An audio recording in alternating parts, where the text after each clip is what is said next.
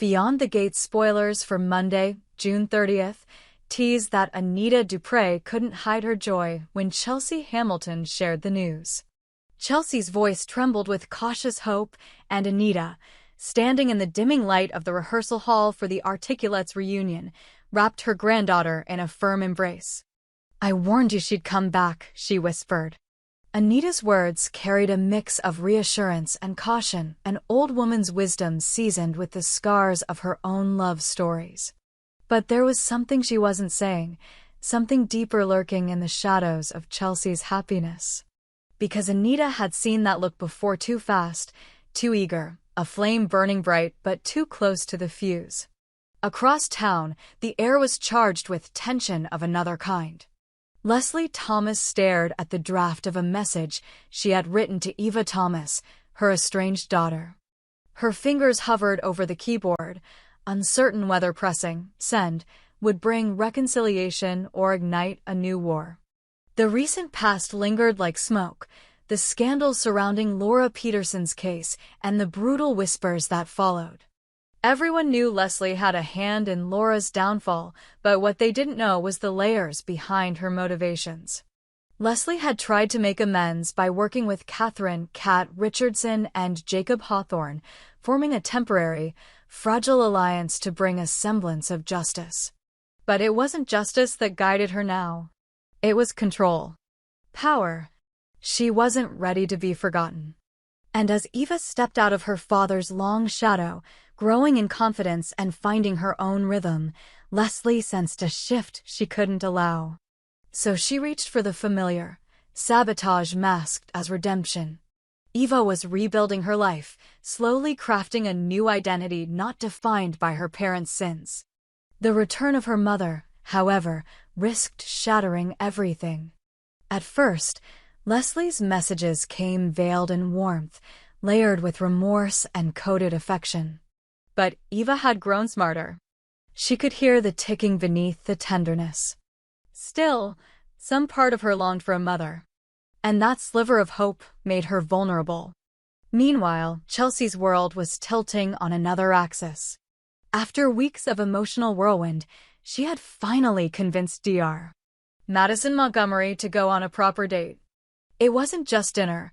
Chelsea wanted it to be an event, a night that would cement the foundation they'd built so hastily. There had been something cinematic about their beginning unexpected meetings, deep confessions under starlight, and kisses that felt like promises. But when Chelsea tried to arrange their special evening, something snapped. Madison was buried in the chaos of hospital schedules, emergency surgeries, and emotional detachment that sometimes came with her profession. They argued. Chelsea accused Madison of distancing herself, while Madison claimed Chelsea was rushing things. It wasn't the fight that hurt Chelsea most. It was the realization that love might not be enough to keep them synced. Anita, noticing the change in her granddaughter's demeanor, grew increasingly concerned. As the matriarch of a family that had seen too much heartbreak, she recognized the signs. The sparkle in Chelsea's eyes had dimmed. Even as the Articulates rehearsed around her, Anita's focus was elsewhere. She knew heartbreak when she saw it brewing. And then came Joey Armstrong. In the luxurious backroom of his private lounge near the outskirts of the city, Joey sipped bourbon and tapped his fingers against the glass table. Bill Hamilton walked in, shoulders tense, curiosity thinly veiled. Joey stood to greet him, all charm and confidence, offering him a cigar and an opportunity. The offer wasn't just tempting, it was transformative. Joey wanted Bill involved not just as a pawn, but as a partner. There were whispers of a laundering operation, one that needed expansion. Vanessa McBride, a dazzlingly cunning strategist with a long-standing reputation for manipulating financial trails, was already on board. Joey needed Bill's access and discretion. The casino was the perfect front, and Bill's proximity to key players made him an invaluable asset. Bill hesitated, but not for long. Joey had a way of painting promises with gold. And besides, there was Kenneth. Kenneth was more than just a problem. He was a storm. The blackmail against Martin Richardson had set the clock ticking. 2 years ago, something had happened tonight that Martin had buried under money and threats. Kenneth's emergence was not only ill-timed but dangerous. He knew too much. Martin tried to settle it quietly. He offered Kenneth $100,000 in hush money and insisted they meet at Joey's country club to finalize the deal. But Martin wasn't walking into that meeting alone. Bill, Joey, Vernon Dupree, Elon Hawthorne, Marcel Malone, and even Ted Richardson had coordinated a quiet intervention. Kenneth believed he was coming to collect money. What he didn't know was that 6 men were waiting, each with their own reasons to see him silenced or swayed. While the storm clouds gathered, Leslie made her next move. She invited Eva to lunch, choosing a neutral space, a public bistro in the Arts District, filled with enough people to keep emotions restrained. Eva showed up, cautiously radiant, as if she were prepared for battle in silk armor. Leslie talked of forgiveness, of starting over, of wanting to understand. But even as she smiled, she pushed Eva's buttons with subtle jabs about her choices, her new friends, her father's influence. Eva left the meeting feeling hollow. Leslie's words were too polished, her warmth too rehearsed. But more troubling was how deeply those words still affected her. For the first time in months, Eva found herself doubting the stability she had begun to build. That night, she sat alone, deleting old voicemails and rereading messages from her father, searching for reassurance in memories. Back in the Hamilton household, Chelsea tried again with Madison. She booked a rooftop dinner, complete with live music, candles, and vintage wine. Madison showed up late, breathless and apologetic, but distant. Halfway through the meal, she admitted she might need space. The hospital demanded more from her than she could manage. Chelsea nodded, trying to appear understanding, but her heart crumbled like burnt sugar. It was the beginning of a pause neither of them had anticipated. Joey, on the other hand, was thriving. With Bill warming to the laundering plan and Vanessa already making moves to set up shell corporations, the operation was gaining momentum.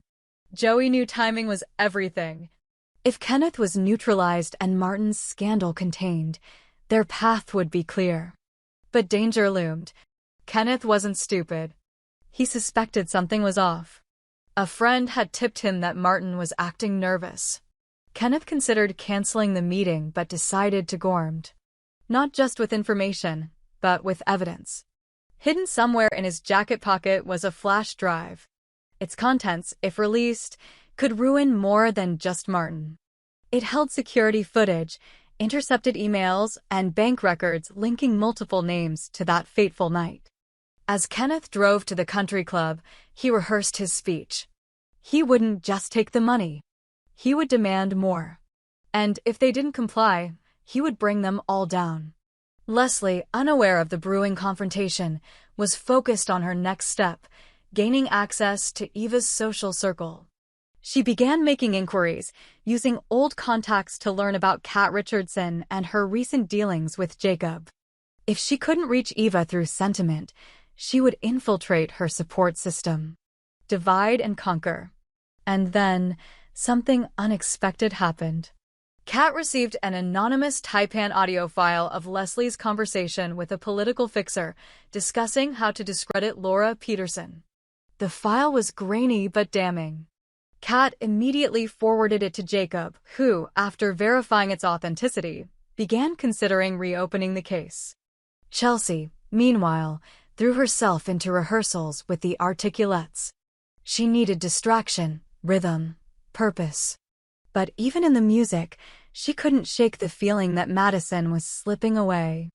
Anita watched from the wings, mourning not just her granddaughter's heartbreak, but the history repeating itself. At the country club, as twilight descended, the air crackled with expectation. Martin sat at the poker table, fingers trembling slightly. Bill leaned against the bar, eyes scanning every movement. Joey chatted with Vernon, pretending it was just another evening. But beneath their casual demeanor, the plan was ready. Kenneth arrived. He walked in with a swagger, one hand in his pocket. His smile was wide, his tone smug. "Shall we talk business?" he said, and Martin gestured toward the private lounge. The others followed, one by one, the door closing behind them with a soft thud that sounded far too much like a verdict. And as the minutes ticked by, the tension spiked. Kenneth laid out his demands. Martin countered. Then Kenneth reached into his jacket, but not for a weapon. He pulled out the flash drive and held it up. "This," he said, "changes everything." And suddenly no one in the room was breathing. Somewhere else, Leslie Thomas made a call. Her voice was low and urgent. She needed someone found. Not Eva, but Ted. And just like that, the quiet, calculated games everyone had been playing began to spiral into chaos. The tension inside the private lounge thickened like fog. Kenneth stood still, the flash drive dangling from his fingers, a smirk curving his lips as if he alone held the power to unravel every secret buried in the past 2 years. Martin's throat dried. Vernon shifted slightly in his seat, eyes narrowing, calculating the possible outcomes. Ted Richardson said nothing but studied Kenneth with a gaze that could slice through stone. So Kenneth said slowly, his voice coated with venomous satisfaction, "How much is peace of mind worth to you all?" Bill Hamilton's jaw tightened. He had just begun entertaining the idea of Joey's laundering operation, the prospect of power and profit dancing just out of reach. But if Kenneth's leverage exposed them, there would be no empire to build, only ashes to collect. Joey Armstrong leaned forward. His fingers rested on the edge of the table, calm and steady. "What's on the drive?" Kenneth's eyes sparkled. "Emails, surveillance footage, phone records, a ledger.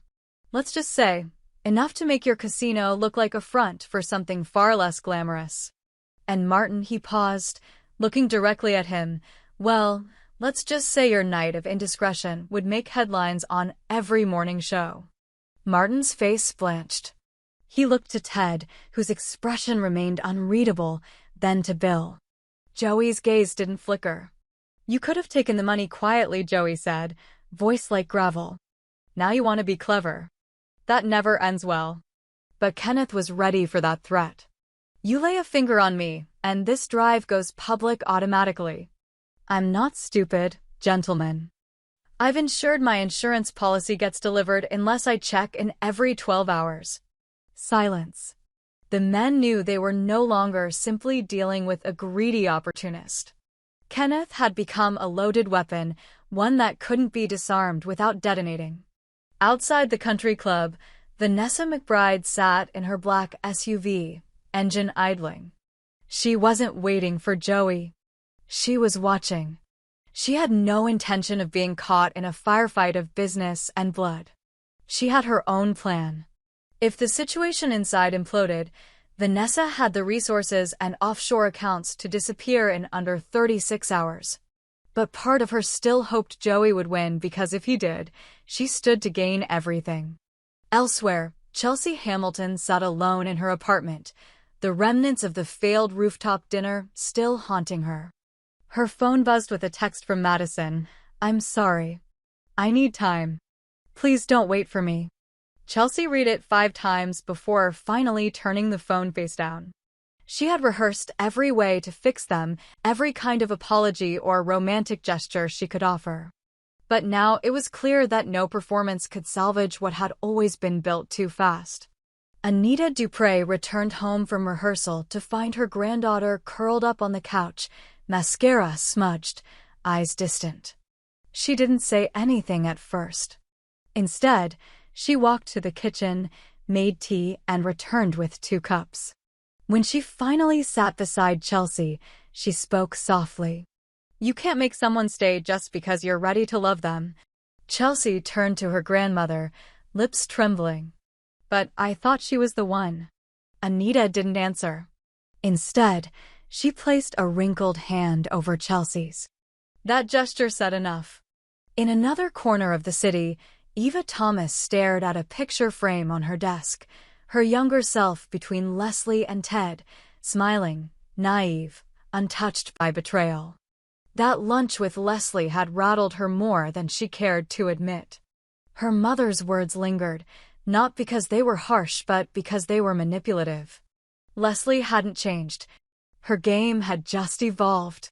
Eva knew that Leslie was trying to wedge herself back into her life, not for reconciliation, but for control.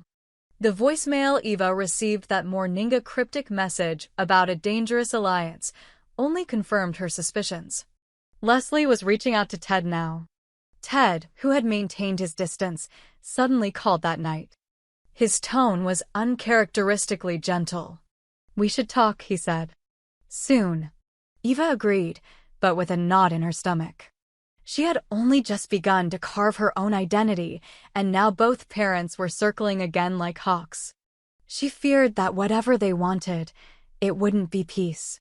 Back at the country club, the confrontation reached a boiling point. Joey stood up slowly. "You're not going to walk out of here with that drive, Kenneth." Kenneth laughed. "Then you'll have to kill me and hope the insurance fails." Marcel Malone had remained silent until now. He leaned forward, eyes burning. "There's another option," he said. "We give Kenneth exactly what he wants: money, respect, silence, and then we make him irrelevant. Drown his power under new scandals. Create noise bigger than his story." Joey considered this. The idea wasn't bad. Corrupt the media cycle, turn Kenneth's blackmail into just another unsourced rumor. Discredit the data, leak a scandal of their own making, and let the court of public opinion suffocate him. Bill wasn't so sure. "That buys us time." "It doesn't solve the problem." Ted finally spoke. "Let me talk to him." "Alone." Everyone turned. Ted rarely volunteered. Kenneth raised an eyebrow but agreed.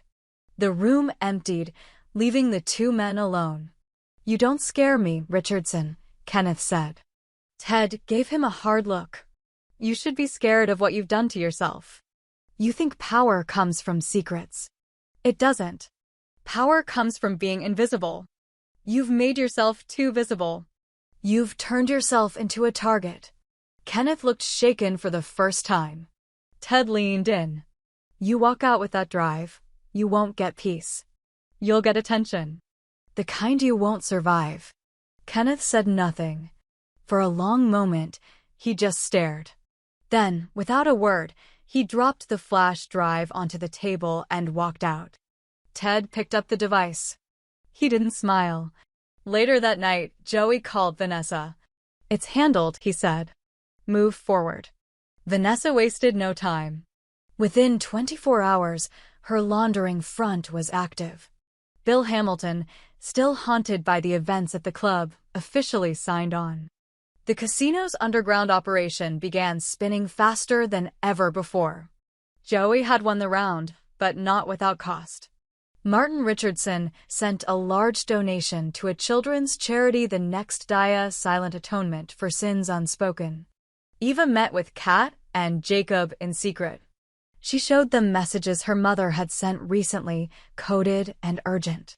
Jacob had also received more files tied to Leslie, linking her to the media firm responsible for discrediting Laura Peterson. Together, the three made a pact to reopen the investigation quietly.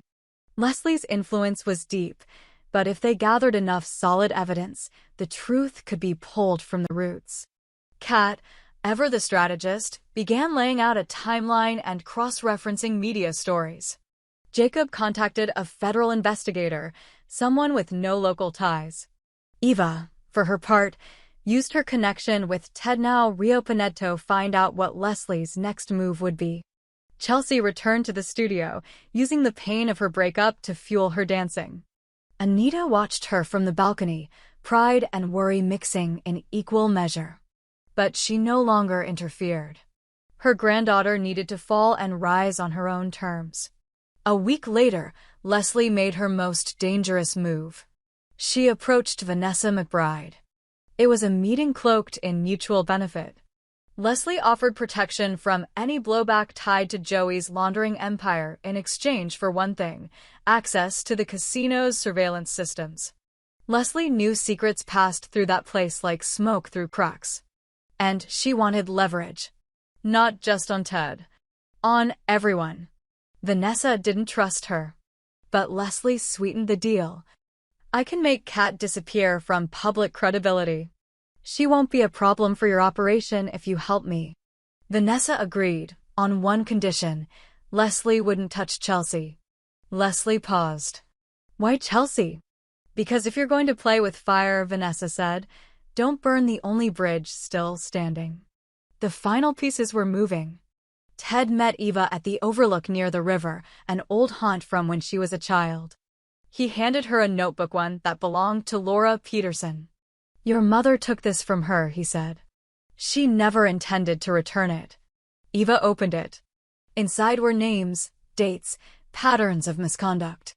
Not all pointed to Leslie, but enough to bring everything crashing down. The sun dipped low on the horizon.